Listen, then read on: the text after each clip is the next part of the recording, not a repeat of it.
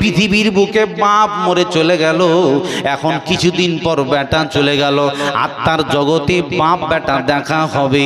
মা চলে গেছে আর বেটি নেককারিনী, এরা মরে চলে গেল, মা চলে গেছে, বেটি পরে গেল। এই দু মা বেটির আত্মার জগতে সাক্ষাৎ হবে। রাসূল বলছেন, বেটি ফাতেমা কান লাগিয়ে শুনেলে, আমার পরে সর্বপ্রথম তোর সাথে আমার সাক্ষাৎ হবে, তোমারও সময় বেশি দেরি নয়। আমাকে যখন এই কথা আমার আব্বা বলে দিয়েছে যে আমিও আর বেশি দেরি নয়, তার মানে কিছুদিন পর আমি আমার আব্বার সাথে গিয়ে সাক্ষাৎ করব। এই কথা শোনার সাথে সাথে আমি হেজে ফেলেছি, এটা আমার খুশির খবর। আল্লাহ রাসূল ইন্তেকালের 6 মাস পর রাসূলের বেটি ফাতেমা তিনিও ইন্তেকাল করলেন আত্মার জগতে, বাপ বেটির দেখা হয়ে গেল। জোরে বলুন সুবহানাল্লাহ। ভালো করে খেয়াল করবেন, নাসাই শরীফে হাদিস এসেছে, মানুষ যখন মরে যায় তখন তার আত্মার পরিস্থিতি দেখেন, মুমিন আত্মার সাথে সাক্ষাৎ হয়। এটা একটা হাদিস, এই একটা নাসাই শরীফের হাদিস দিচ্ছি। আপনি মরে গেলেন, মুমিন মানুষ, মরে যাওয়ার পরে মুমিন আত্মারা আপনার কাছে আসে, সবাই আপনার সাথে সাক্ষাতে আসে। মনে করলেন যে আজকে আপনার ছেলে বাইরে আছে 10-12 বছর ধরে, এখন ওই ছেলেটা যদি গ্রামে আসে, বাড়িতে আসে, আব্বা আম্মা অস্থির হবে না? ছেলেটা কোথায় গেল, ছেলেটা কোথায় গেল, কখন আসবে? একটা ছিটফিট পরিস্থিতি। আচ্ছা, বাড়িতে আসার সাথেই যদি সবাই ওকে বিরক্ত করতে লাগে, বাবা মাকে খারাপ লাগবে না? এই দাঁড়াও, অনেক দূর থেকে ক্লান্ত আছে গো, অনেক দূর সফর করে এসছে, 10-12 বছর পরও এসছে, রাস্তায় অনেক ক্লান্তি আছে, অন্য দেশ থেকে সে আসলো, অনেক সফরের সমস্যা তার আছে, তাকে এখন ডিস্টার্ব দিও না, একটু বিশ্রাম নিতে দাও। বার আমার মুমিন যখন মরে যাবে, তার লম্বা চড়া হাদিস আছে, শুধু এই পয়েন্টটা আপনাদেরকে আমি বলতেছি। মুমিন যখন মরে, তার আত্মাকে সাক্ষাতের জন্য সবাই দৌড়ে আসে। এমনি করে তাকে বলা হয় দাউহু, তাকে ছেড়ে দাও, বিরক্ত করো না, কারণ ফাইন্নাহু ফি গাম্মিদ দুনিয়া, এখন সে দুনিয়াবি টেনশনে আছে, পৃথিবীর বুক থেকে সফর পাড়ি দিয়েছে, এখন বারজাগ জগতের ওয়েটিং এ আছে, বারজাগ জগতের গাড়িতে উঠে ফেলেছে। তার মানে এই সরাসরি বারজাগে এসেছে, কবরে এমনটা নয়। এই পৃথিবীর সমস্যায় ছিল, পৃথিবীর জ্বালাতনে ছিল, পৃথিবীর জেলে ছিল, অনেক বিপদ কেটে সে এখন এসেছে। এখন তাকে ডিস্টার্ব দিও না, বিরক্ত করো না, দাঁড়াও, তাকে একটু রেস্ট নিতে দাও। এমনি করে সবাই তাকে এসে জিজ্ঞাসা করে, আমার আব্বা কেমন আছে, আমার মা কেমন আছে, আমার ছোট ভাইটার বিয়ে হয়েছে না হয়নি। পৃথিবীর বুকে আজকে যেমন আপনার ছেলে বোম্বে দিল্লিতে আছে, আর একটা ছেলে যদি বোম্বে থেকে চলে আসে, সঙ্গে সঙ্গে বাড়ির পড়োশি পাশে গিয়ে দৌড়ায় যায় আর জিজ্ঞাসা করে, ভাই বলো তো, আমার ছেলেটাও তো বোম্বে আছে, কেমন আছে বলো, অসুখ হয়েছিল নাকি, সমস্যা হয়েছিল নাকি, কোনো দুর্ঘটনা হয়েছিল নাকি? এমনি করে যেমন আলোচনা করে, মুমিন যখন মরে যায় আত্মার জগতে তার সাথে সাক্ষাতে আসে।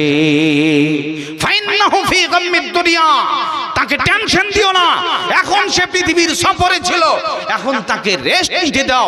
এখন সেই ব্যক্তি বলে যে মুমিন এসে, আমা আতাকুম, তোমাদের কাছে অমুক আসে নাই, ওই যে গ্রামের প্রধান ছিল, অমুক করিম ছিল, অমুক ছেলে ছিল, অমুকের বেটা ছিল, তো আমার 15 দিন আগে মরে গেছে, তো কই তাকে যে এখানে দেখছি না, সে কোথায় গেল?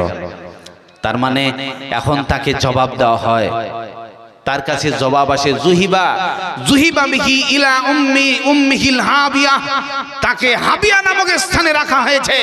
তার মানে এই কিছুদিন তোমার আগে যে মারা গেছে, ও এখানে নেই, ওর স্থান হলো হাবিয়া নামক স্থান। ওমা আদরাকা মা হিয়া নারুন হামিয়া, তোমরা জানো হাবিয়া কাকে বলে? হাবিয়া একটা প্রজ্বলিত জাহান্নামের আগুন। এরা মুমিনের সম্মানিত স্থানে তারা নেই, এরা পৃথিবীর 7ম তলা জেলে জাহান্নামের আগুনে আছে। প্রিয় ভাই সব, তার মানে মুমিন হলে আবার দেখা হবে, কাফের হলে সাক্ষাৎ হবে না, এই স্থান হবে সরাসরি জাহান্নাম।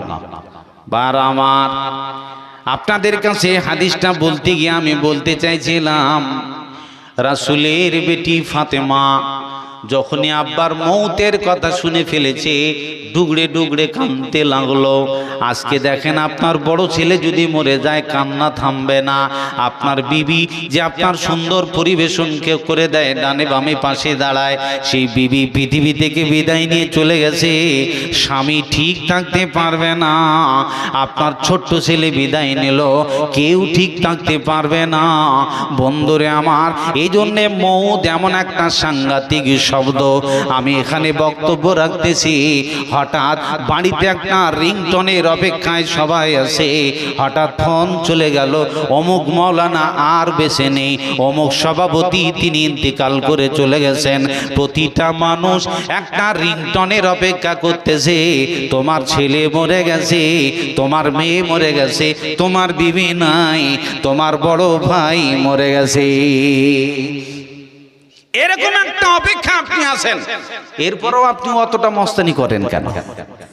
প্রিয় ভাই সব, এই জন্য মৌত কোথায় হবে দেখি কেউ জানে? জোরে বলুন, জানে? পৃথিবীর বুকে যে এখন আপনি এই যে এখানে যারা ঘুমিয়ে যায়, আচ্ছা ঘুমিয়ে গেলে আমি যা বলছি সে কোনো বুঝতে পারবে? বুঝবার ক্ষমতা নেই। এই জন্যই তো রাসূল এই ঘুমটাকে মওতের সাথে তুলনা করেছেন। এই জন্য ঘুম থেকে যখন জাগে, আলহামদুলিল্লাহিল্লাযী আহইয়ানা বাদামা আমাতানা ওয়া ইলাইহিন নুশুর, আমি আবার পুনরায় জীবিত হলাম, এর জন্য শুকরিয়া আদায় করা লাগে।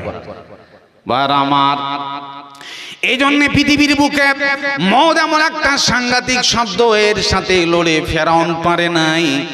নরম একটা পানির তলায় ডুবে গেল, চিরতরের জন্য বিদায়। বাঁচতে পারবার ক্ষমতাও হলো না। নমরুদ চলে গেছে, সাদ্দাত চলে গেছে, বড় বড় বাবু সবাই মৌতের কাছে কাবু। এখানে যতগুলো লোক আছেন, খালি কেউ একবার বুক ফুলে বলেন তো দেখি, আমার কাছে আজরাইল আয়, তোরে ওকে দেখে নেব। পারবে কেউ? এর সাথে লড়ে কেউ পারবে? এই জন্য পৃথিবীর বুকে এখান থেকে যখন আপনি কবরে চলে গেছেন, এটা আসলে মৌত নয়, এর নাম ইন্তেকাল। তার মানে স্থানান্তরিত হয়েছেন, আপনার জায়গা